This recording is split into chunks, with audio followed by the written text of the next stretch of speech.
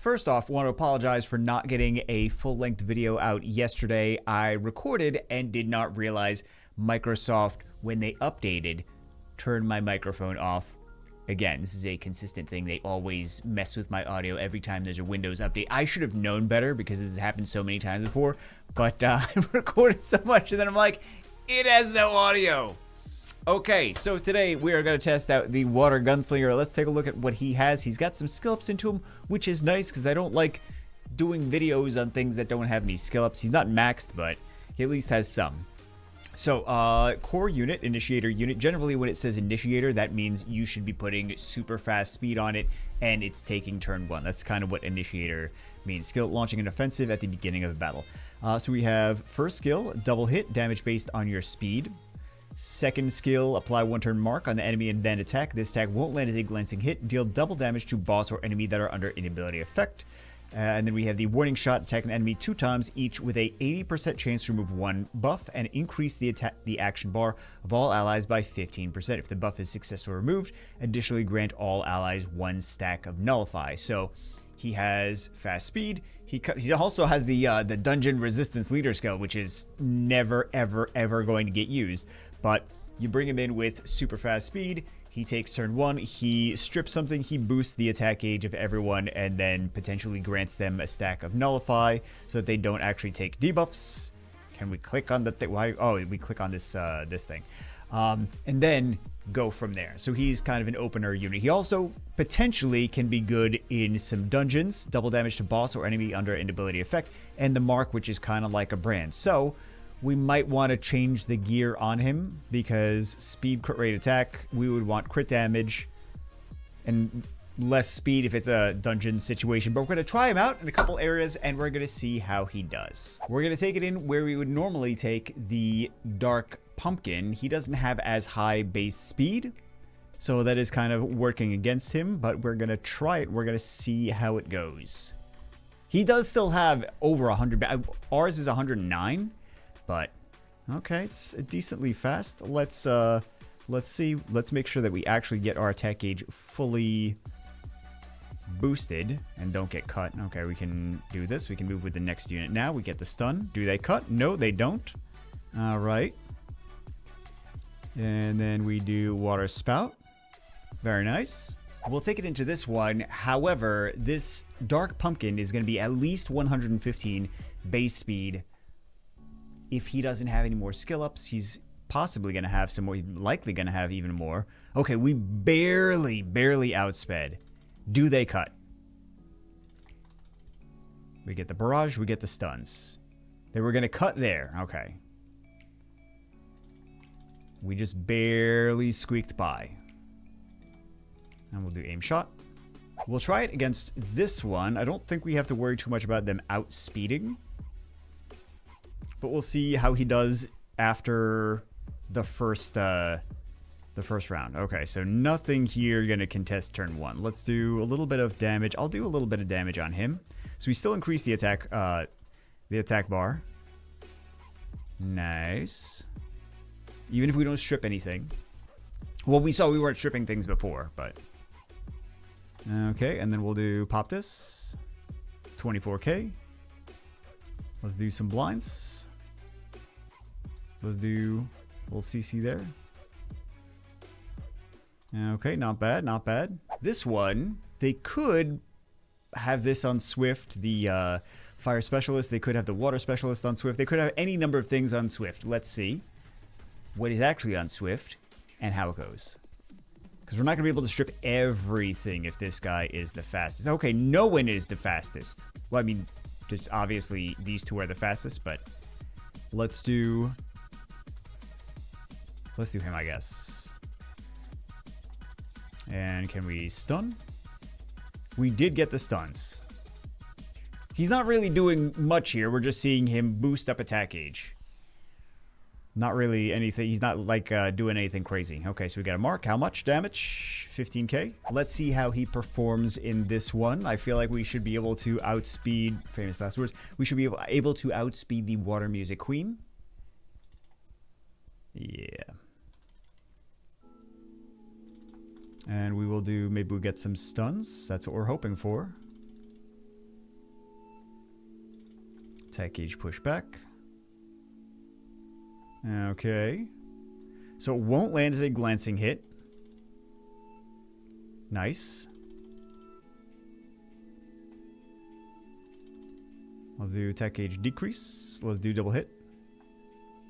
Not terrible. Let's do heavy metal now. Let's take everything out. And we will start something from scratch. So let's not use that leader scale. That is terrible. We'll do just a safe-ish team that's easy to build. Which defense breaker do we bring in now?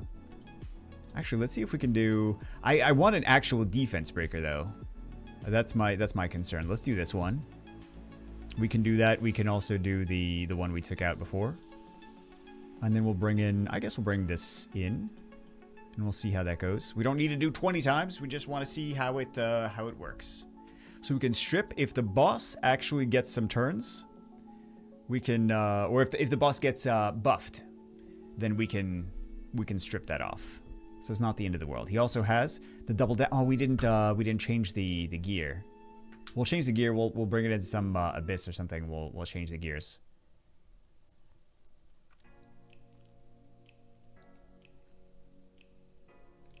All right, but we don't have to worry too much about the boss actually getting any buffs.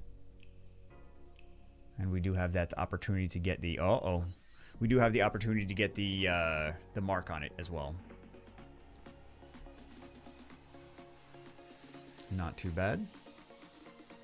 And we finished that off. And then that means they should have their skills over here. He just did his skill 1 there. Okay. Defense break. Now he should have... Oh, the AI's not set. The AI is just doing whatever it wants to do. I see. They're probably saving it. All right. Oh, now you do the skill 3. Okay, attack H decrease. I'm a little concerned with the AI not doing the skill 3 that we wanted it to, but whatever. It's multiple units that do attack H decrease. Or sorry, attack H increase. Both gunslingers do attack H increase. But it's not passive. We are here now in Radioactive Desert. Let's see how he does. We're going to take... I think we'll take this out. We'll put this in the front because that's got a little bit of tankiness on it. And then we will put him in the back. He is on shock and fatal. I keep forgetting that this is fatal. He is on attack, crit damage attack. He's got 230 crit damage. Crit rate could be better. Things could be grinded, but I'm sorry, amplified. Things could be amplified, but let's see how it does. I do have his AI set to do skill 2 more than anything else whenever it's available, because I think that that's going to be the one that does the most damage. 67k. I mean, 67k with no debuffs, so that's not terrible. So let's see how much it does when it actually has debuffs. Okay, 200k over there. I want to try to kind of pay attention a little bit. Just a little bit, not that much. But to how much damage he's doing with which skills.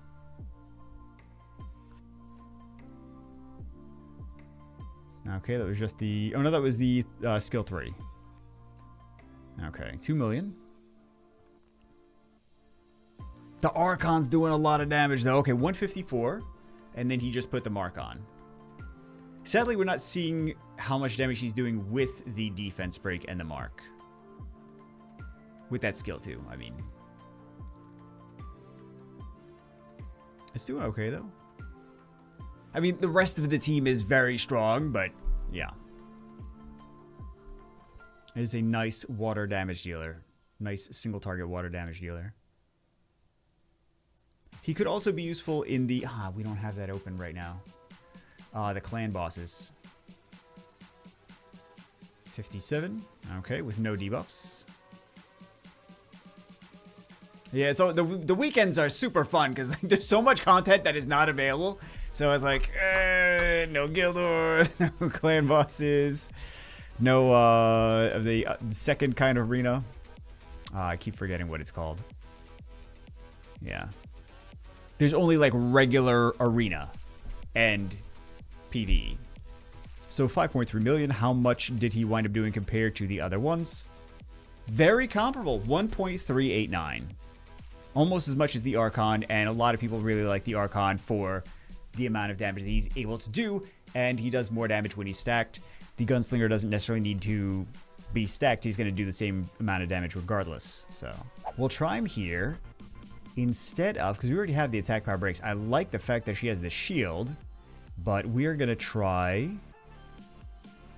I already lost him. Do we switch anything else out? It's very aggressive. It is very aggressive. Could be too aggressive. We'll see. With this one, you gotta really kind of be careful how much damage you wind up doing to yourself by doing damage to him. So, okay. Decent enough. Taking that shield down. Very nice. Okay.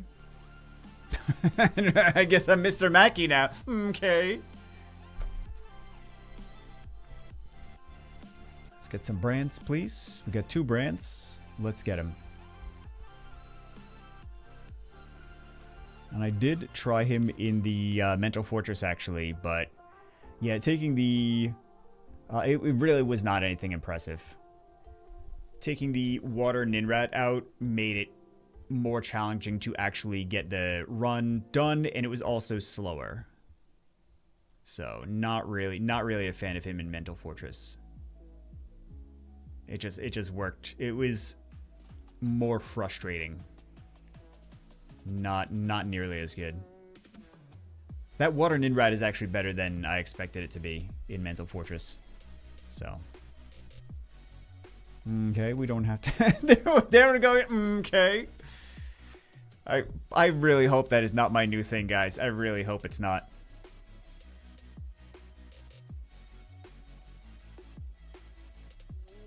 Yeah, we're doing good. We're doing fine. It's not going to break any damage records, but it is good enough. 300k. That's not bad. That skill 2 does a decent amount of damage. Yeah, he's not as bad as I was giving him a lot of crap, thinking that he wasn't really worth even building, but that might have been unwarranted. I think that he is he's not that bad. He definitely has his uses. I just don't know that he is as good as some of the other options for single target damage dealers. But he's definitely is usable. Like, I'm going to continue to use him in some of these Abyss places. I'm going to tweak the teams a little bit.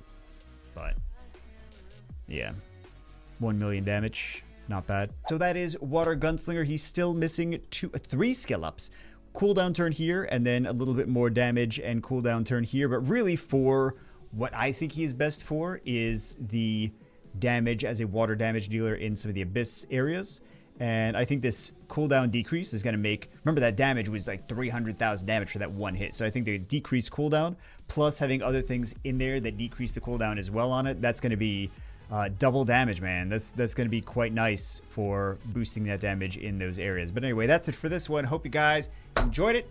Hope you guys get some good summons this week. I will see you as always in the next one.